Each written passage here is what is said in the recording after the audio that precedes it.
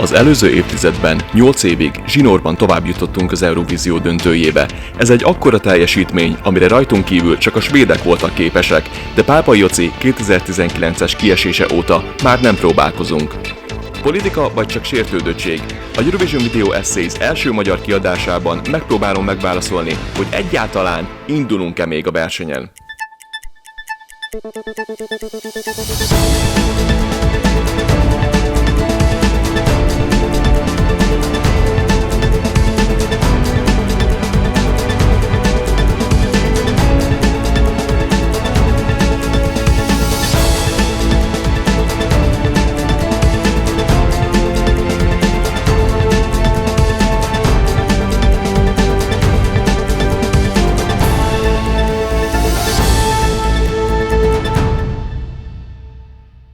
Magyarország 2020-ban visszalépett az Eurovíziós szerepléstől, és a mai napig csak is találgatni tudjuk, hogy miért. Az MTV-a nem hajlandó kommentálni a döntését. Az Index megpróbált utána járni, de ahogy fogalmaztak, senki nem tud semmit, még a legfelső szinteken sem. Ezt olyannyira kell komolyan venni, hogy a dal különböző műsoraiban vagy háttérmunkájában érintett MTV alkalmazottak sem tudtak mást mondani azon kívül, hogy még folyosói pletykák is alig vannak, így a többség csak találgatni tud. És hát találgattak is? Sokan a pénzhiányra mutattak rá, mármint csak elméletben, hiszen senki nem lehet annyira naív, hogy a mai Magyarországon pénzhiányt vizionál egy állami cégnél. Az Eurovízió a részvételi díjjal, az utazással, a szállással, a kommunikációs költségekkel, a kommentátorállással, a szakmai zsűri és a közjegyzői díjjal együtt 2011-ben 50 millió forintba, 2016-ban pedig 68 millió forintba került. Tehát vegyük úgy, hogy 2021-ben 80 millió forintba kerülne. Na most 80 millió forint, az semmi. A dal 2019-es költségvetése körülbelül 250 millió forint volt. A dal 2020-as fődíja 75 millió forint volt. Az MTV-a 2021-es költségvetése pedig 117 milliárd forint lesz. Tehát jelen állás szerint az Eurovíziós részvétel költsége egy kicsivel több, mint a dal fődíja.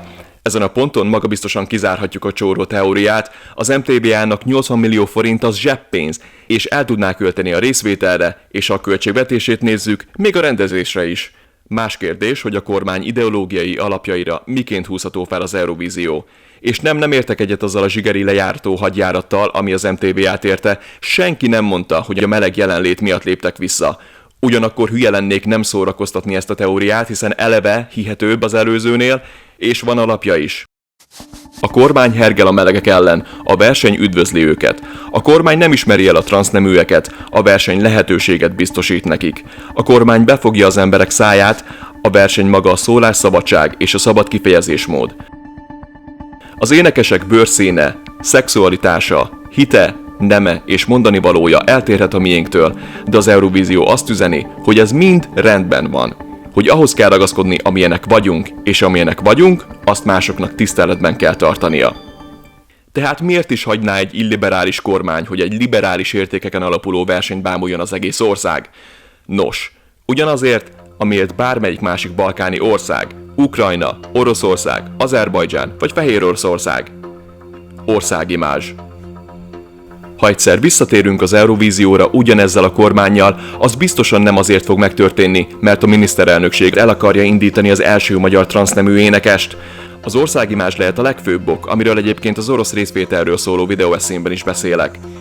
Oroszország is elutasító az alapvető emberi jogokkal szemben, de annak érdekében, hogy ellensúlyozzák az ország rossz hírnevét, képesek egy hétre feladni az elveiket, és hajlandóak bóckodni ezen a Ratyi Fesztiválon. Egy Eurovíziós szerepléssel minden ország jobban megismertetheti magát a világ előtt, vihet egy nagy adag hazait a nemzetközi közönség elé. Ha ők bekajálják és adnak egy jó helyezést, akkor a nemzeti büszkeség és az egósimogatás kipipálva a következő évben még nagyobb lendülettel esetnek neki, ha pedig győznek, az felér egy több éves turisztikai kampánnyal. Magyarország ugyanezért küzdött az olimpiáért, ugyanezért rendezte meg a 2017-es úszóvilágbajnokságot, ami végül 130 milliárd forintot szívott el, de 2021-ben ugyanezért rendezzük meg a Cselgáncs világbajnokságot és az MTV European Music Awards-ot is. Kell a sok jó pont a nemzetközi kapcsolatok terén. Beszéltem a pénzről, beszéltem a melegekről, az országimázsról, de van egy másik dolog, amin az MTV-ának túl kell tennie magát, a sértődöttségen. Joci 2019-ben a családi szeretetről énekelt, igaz magyarul, tehát a legjobb eséllyel is csak 15 millió európai értette volna a dalszöveget. A kiesését pedig nem tette zsebre az a néhány ember, aki a visszalépéstől döntött. Ők a kiesést egyfajta önigazolásként vehették, miszerint nyugaton már tényleg nem jelent semmit a család, minek nyomulni az erkölcsökkel. Látod, Józsi, kiestünk. Persze ez mind csak találgatás. 2009-es lebőgésünk után is kihagytunk egy évet, igaz, akkoriban eléggé más politikai szelek fújtak. A sértődöttségen szerintem túl tud lendülni az MTV-ja, de ha ideológiai problémáim vannak a versennyel, és ez tartja őket vissza, akkor nem sok esélyünk van a visszatérésre.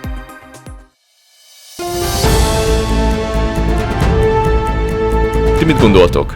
Kommenteljetek, és beszéljünk róla!